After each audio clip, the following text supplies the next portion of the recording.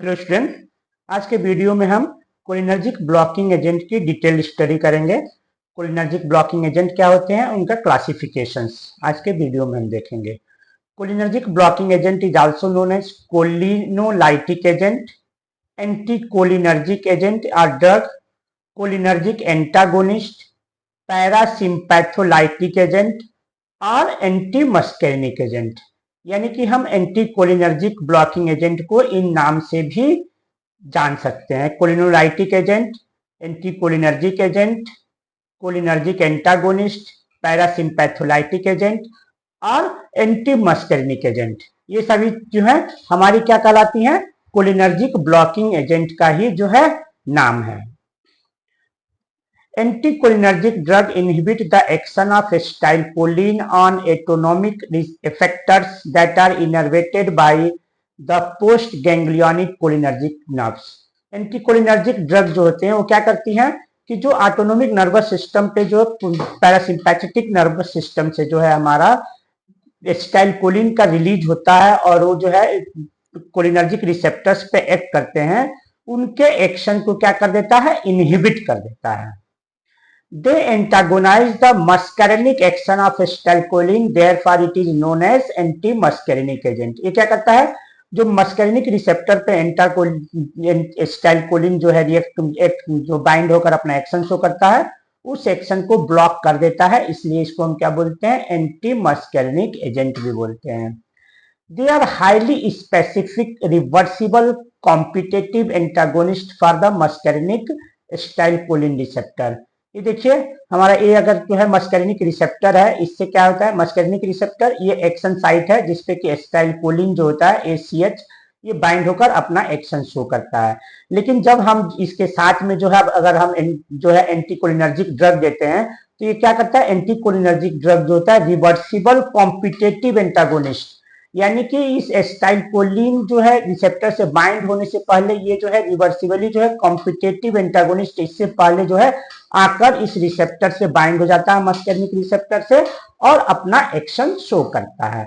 यानी कि जो एंटाकोलिनर जो एसिटाइलकोलिन बाइंड होकर अपना एक्शन शो कर रहा था उसको जो है वो एक्शन शो नहीं कर पाता, अब जो है एंटागोनिस्ट जो है एंटीकोलिनर्जिक ड्रग जो है वो अपना एक्शन शो करता है। The pharmacological effect are blockage of parasympathetic stimulation at effector organ। और इसका फार्माकोलॉजिकल इफेक्ट क्या होता है कि जो पैरासिम्पैथेटिक नर्वस सिस्टम से जो न्यूरोट्रांसमीटर्स जो है रिलीज हो रहे थे और जो अपने रिसेप्टर्स पे बाइंड होकर मस्करिनिक रिसेप्टर से बाइंड होकर अपना फार्माकोलॉजिकल एक्शन शो कर रहे थे, वो जो है एक्शन जो होता है ब्लॉक हो जाता है। The reason for the use of anticholinergic drug. अब हमने कोलिनर्जिक ड्रग तो पढ़ा था, अब एंटीकोलिनर्जिक ड्रग की जरूरत क्यों पड़ती है ये देख लेते हैं। Sometime naturally or due to any reason, release of acetylcholine increases and due to excessive release it give more responses। कभी कभी क्या होता है कि एसिटाइलकोलिन जो होता है जो है नेचुरली हमारे बॉडी में बनता है, न्यूरोट्रांसमीटर होता है, तो ये क्या होता है ज्यादा बनने लगता है, तो ये जो है एक्सेसिव रिस्पॉन्स शो करता है जो कि जरूरत हमको नहीं होती है, which our body does not need. Such an increase in saliva, जैसे कि हमारा सलाइवा ज्यादा बनना या कॉन्स्ट्रिक्शन होना, ये जो है ज्यादा जो है कॉन्स्ट्रिक्शन ब्रोंको कॉन्स्ट्रिक्शन हो जाता है, या हार्ट रेट का क्या हो जाता है, ज्यादा रिलीज होगा तो हार्ट रेट का कंडक्शन क्या हो जाएगा, ब्रेडिकार्डिया, हार्ट रेट का कंडक्शन डिक्रीज कर जाता है। तो ये जो है हमारा क्या करता है, इससे जो है हमें साइड इफेक्ट हो जाता है अगर एसिटाइलकोलिन, तो उस साइड इफेक्ट को जो है या अनवांटेड रिस्पॉन्स को, अनवांटेड एक्शंस को रोकने के लिए हमको एंटीकोलिनर्जिक की जरूरत होती है। It is also use in condition of cholinergic poisoning. अगर कोलिनर्जिक ड्रग है उसकी पॉइजनिंग हो जा रही है तब भी जो हम एंटीकोलिनर्जिक ड्रग को यूज करते हैं। So anticholinergic agent reduce the over response of acetylcholine. तो जो एंटीकोलिनर्जिक ड्रग होते हैं या एजेंट होते हैं वो क्या करते हैं, ओवर एसिटाइलकोलिन के ओवर रिस्पॉन्स को ब्लॉक करने के लिए, इसको या इनहिबिट करने के लिए हम एंटीकोलिनर्जिक ड्रग को यूज करते हैं। Atropine is the prototype of this drug. Atropine जो होता है एक कोलिनर्जिक ड्रग, एंटीकोलिनर्जिक ड्रग का प्रोटोटाइप है।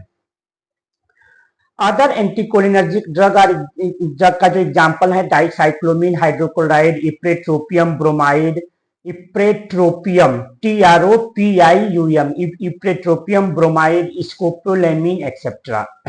यूजेस क्या है इनकी?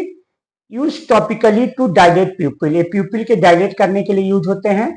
Used as a pre anaesthetic medications to inhibit the excessive saliva, bronchial secretion and to prevent bronchospasm and laryngospasm। ये जो होता है प्री एनेस्थेटिक मेडिकेशन, जब एनेस्थीसिया दी जाती है तो उसके पहले जो है हम इसको देते हैं ताकि ज्यादा सलाइवा ना बने, ब्रोंकियल सिक्रीशन ज्यादा ना हो, ब्रोंकोस्पाज्म ना हो, लैरिंगोस्पाज्म ना हो, तो इसलिए उसको प्रिवेंट करने के लिए हम देते हैं एनेस्थीसिया से पहले।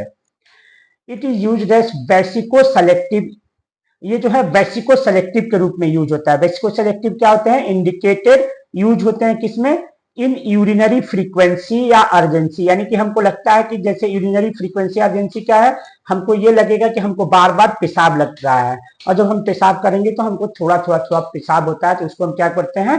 यूरिनरी फ्रीक्वेंसी और अर्जेंसी, यानी कि हमको महसूस होना कि हमें बार बार पेशाब लग रहा है, यूरिन करने का हमको मन कर रहा है, ऐसा लगेगा कि हमारा जो है यूरिनरी ब्लैडर भर गया है, अब हमको पेशाब करने की जरूरत है, लेकिन पेशाब करने जाएंगे तो आपको जो है यूरिन निकलेगा ही नहीं।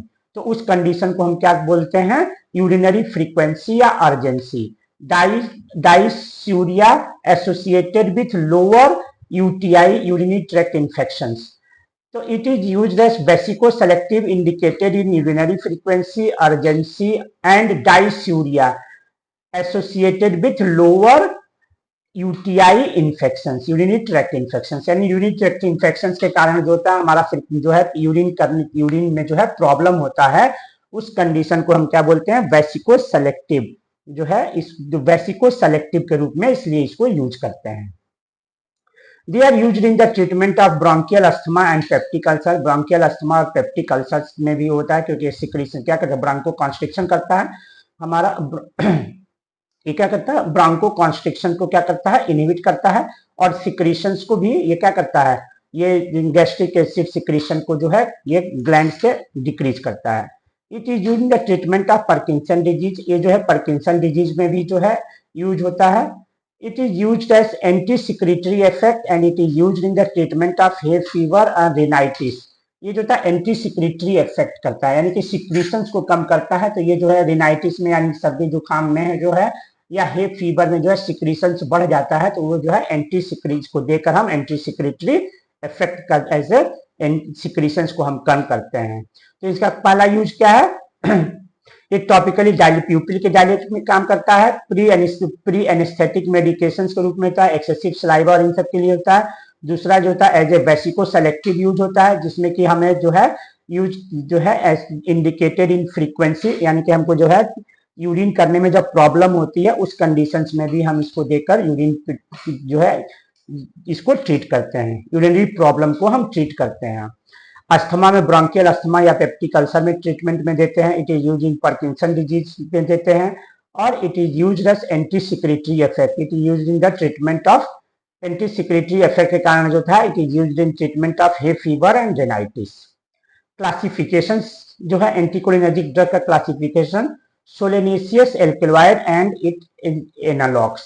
सोलेनेसियस एल्कलॉइड क्या है? ये नेचुरल जो होते हैं, नेचुरली हमारे एल्कलॉइड जो है सोलेनेसियस फैमिली से जो एल्कलॉइड होता है सेकेंडरी प्रोडक्ट होता है, ये बनता है, और उससे जो है उसके जो है सेमी सिंथेटिक या सिंथेटिक प्रोडक्ट जो होते हैं उससे भी बनाए जाते हैं।